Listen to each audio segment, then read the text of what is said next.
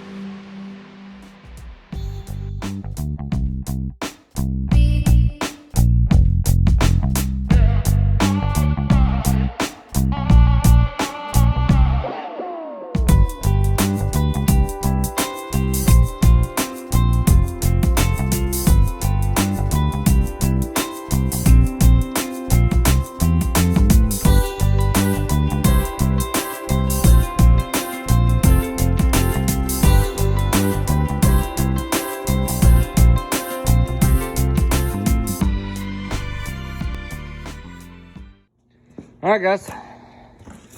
So here we go. That's what it looks like.